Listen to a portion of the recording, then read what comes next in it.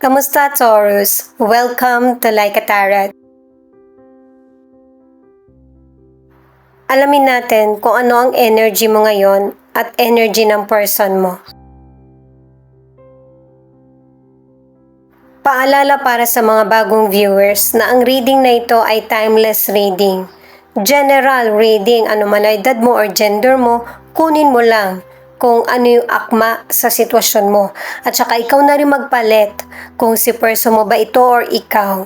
At ito ang start ng 1 week reading mo. Unahin muna nating alamin kung ano ang message ng mystical cards sa iyo.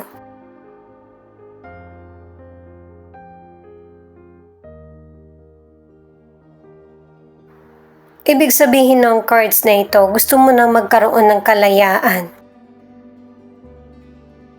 Yung bang subukan yung mga hindi mo pa nagagawa. Yung kaisipan na ganito ang magiging dahilan para i-detach mo ang sarili mo sa social media o kaya sa mga kaibigan mo. Kasi ito na yung time na gusto mo na magkaroon ng katuparan, yung mga minamanifest mo or dreams. Ready ka na simulan yung bagong journey ng buhay mo. Magte-take ka ng risk kahit alam mo wala itong kasiguraduhan. Napaka-fighter mo at saka achiever. Unahin mo na nating alamin ang cards mo. Mamaya naman ay patungkol naman sa person mo yung alamin natin.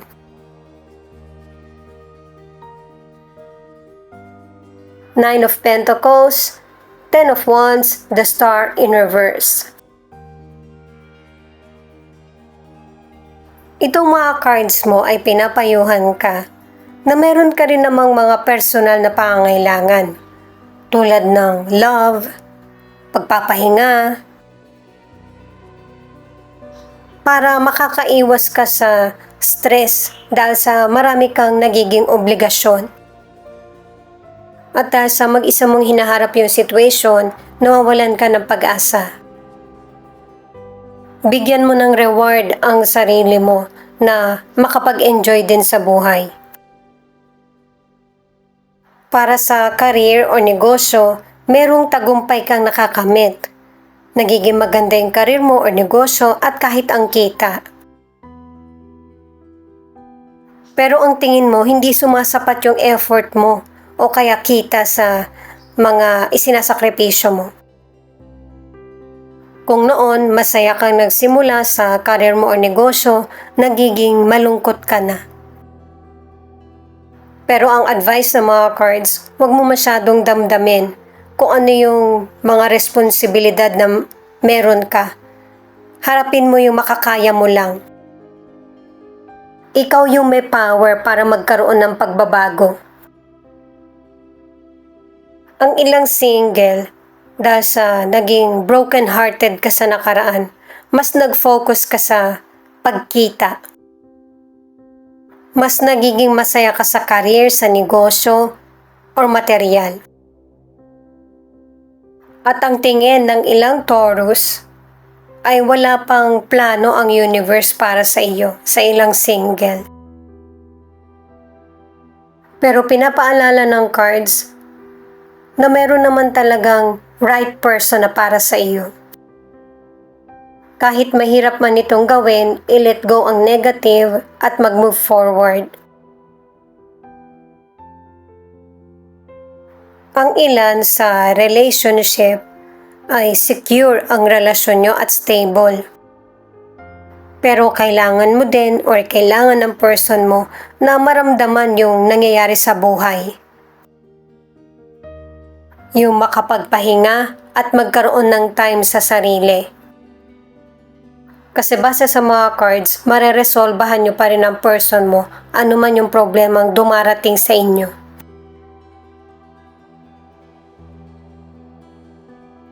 The High Priestess in reverse, Four of Wands in reverse, Knight of Wands.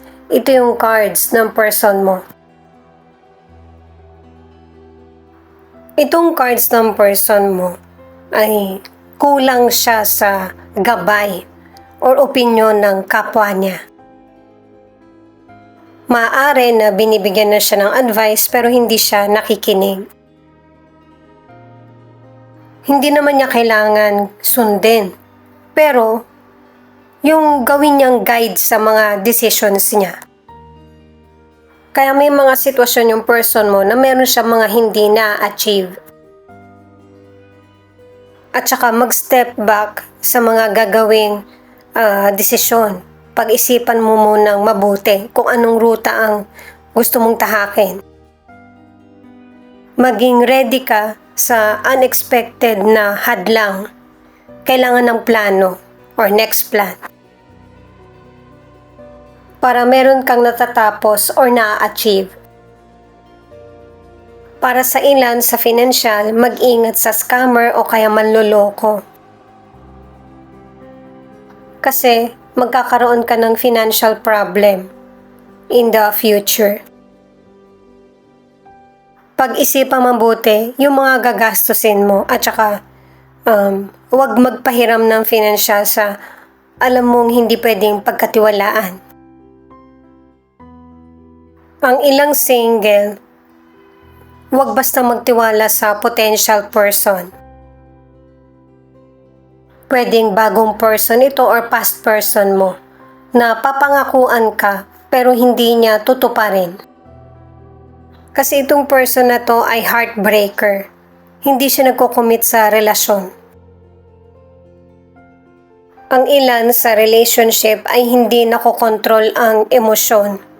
At ito yung nagiging dahilan para maubos yung pasensya mo. Yung mga ipinangako niya sa'yo bago kayo ikasal or magkarelasyon ay hindi niya tinutupad. 3 of Cups, 5 of Swords, the Emperor. Ito naman yung mga cards para sa relationship.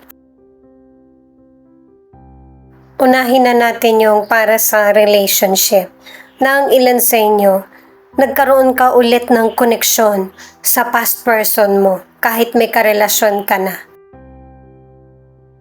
At ito yung nagiging dahilan ng seryosong pagtatalo o hindi na kayo nag-uusap o selosan.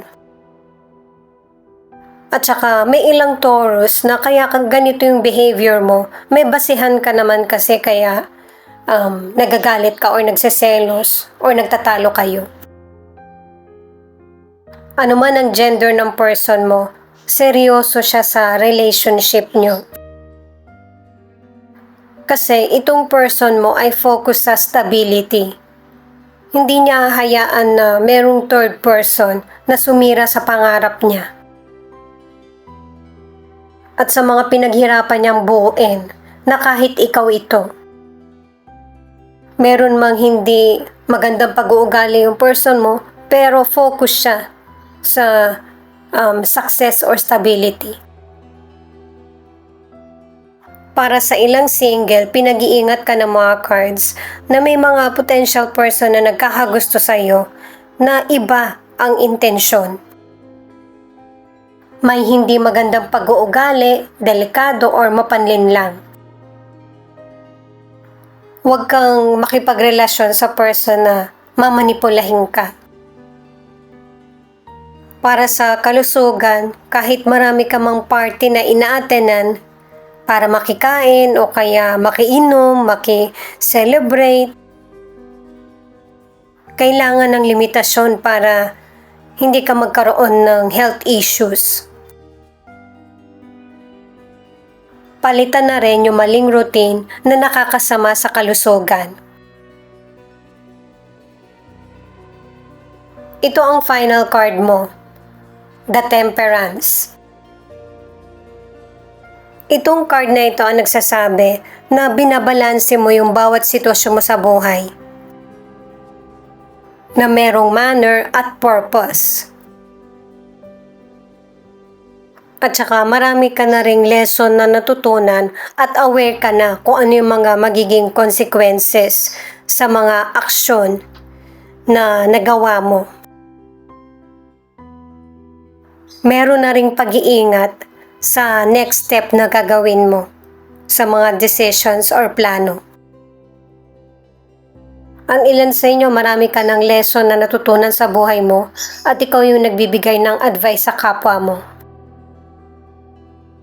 At saka pangatlong card na ito para sa pagpapahinga. Huwag sagarin ang energy.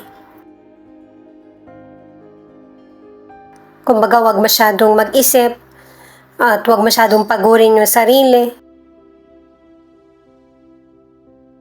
At unti-unti nang baguhin yung mga maling routine. Ito naman yung feelings ng person mo na pwede rin ipakita kung ano yung feelings mo dahil sa connected kayo sa isa't isa.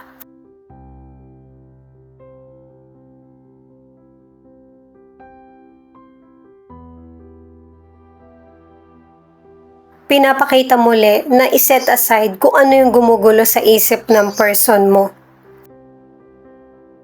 Kung kinakailangan ihiwalay ang sarili sa sitwasyon, gawin ito para magkaroon ng mga tamang desisyon. Kasi yung buhay ng person mo or buhay nyo ng person mo, merong pag-usad ng paunti-unti. Nare-reach mo na yung goal mo sa buhay or solution sa problem. Yung pag-communicate sa kapwa or kaibigan ay makakatulong para ma-release ang stress or anxiety. Hindi ka mag-heal na mag-isa. Pareho kayo ng person mo na magkakaroon ng healing. At pareho nyo nang mauunawaan yung sitwasyon nyo sa relasyon. Ikaw at ang person mo ay mafo-focus sa mga plano. Pagsusumikapan nyo ito na ma-achieve. Healthy na kalusugan or kahit na healthy na relasyon or connection sa person. At ito na yung ending ng problema nyo ng person mo. Piliin nyo man na magsama or hindi na. Mas makikita nyo na ng klaro ng person mo ang kasagutan at pareho na kayong magpapatuloy. Na kahit na dumaan man sa problema muli ang relasyon nyo ng person mo, alam nyo na pareho kung paano ito isasaayos. May chance para sa ilan na mabuo muli ang relasyon. Kasi kahit na iisa lang yung maging solusyon sa problem nyo ay napakalaking tulong naman para sa ikakapayapa ng relasyon. Ito naman yung ilan sa 12 zodiac sign na nangunguna sa reading na ito. Thank you at saka ingat po kayo palagi saan man kayo naroon. Scorpio, Aquarius, Aries, Capricorn, Gemini. Paki-click na rin ang notification bell para updated ka sa Laika Tarot readings. Ito yung mga letra na posibleng andito yung letra ng pangalan ng person mo or letra ng pangalan mo. H, I, R, Q, Z, Y, X, D, V.